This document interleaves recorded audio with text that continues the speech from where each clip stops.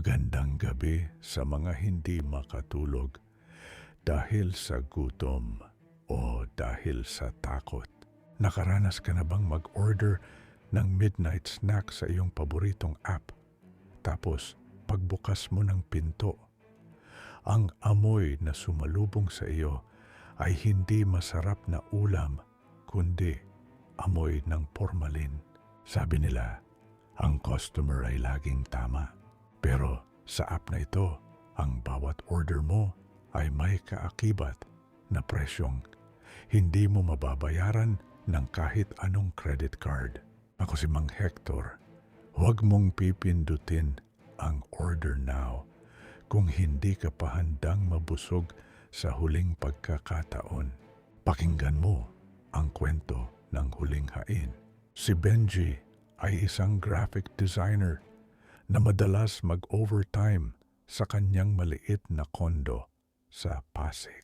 Isang madaling araw, habang kumakalam ang kanyang sikmura, napansin niya ang isang bagong icon sa kanyang phone. Ang pangalan ng app ay Huling Hain. Ang logo nito ay isang itim na plato na may nakapatong na puting kandila. Sa pag-aakalang isa itong bagong promo, pinuksan ito ni Benji. Wala itong listahan ng restaurant. Isang option lang ang nakasulat, ang paborito mo. Pinindot ni Benji ang order button. Wala pang 5 minuto. May kumatok na sa kanyang pinto. Tok tok. Tok, isang mabagal at mabigat na katok. Pagbukas niya, isang rider na nakaitim na raincoat ang nakatayo sa dilim ng hallway. Hindi nito tinatanggal ang helmet na may itim na visor. Iniabot nito ang isang eco bag na kulay abo. Bayad na po ito, sir, bulong ng rider. Ang boses nito ay parang nanggagaling sa ilalim ng lupa. Pagpasok ni Benji, pinuksan niya ang bag. Ang laman, sinigang na baboy na may maraming kangkong. Eksaktong luto ng kanyang ina na pumanaw noong nakaraang taon. Pati ang pagkakaslice ng sili ay kaparehong-kapareho. Pero habang kumakain siya, napansin niya ang isang matigas na bagay sa ilalim ng mangkok. Isang sing-sing, ang wedding ring ng kanyang nanay na isinama sa hukay. Biglang nag-vibrate ang phone niya. Isang notification mula sa app. Nabusog ka ba? Ngayon, oras na para magbayad. Ang tip ay kukunin sa iyong natitirang oras.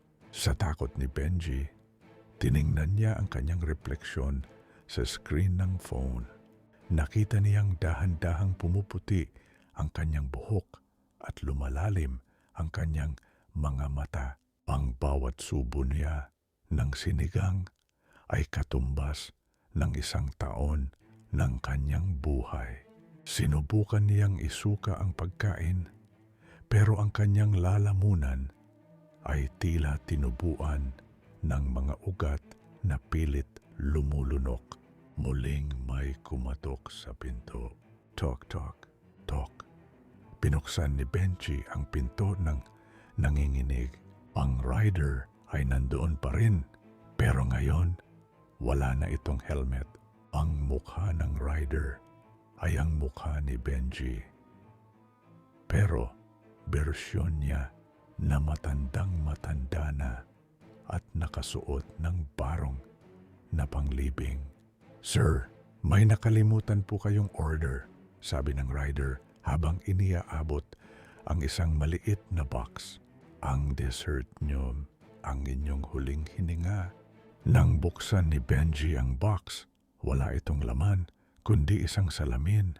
At sa salaming iyon, nakita niya ang sarili niyang anino na dahan-dahanang kumakalas sa kanyang katawan para sumakay sa motor ng rider.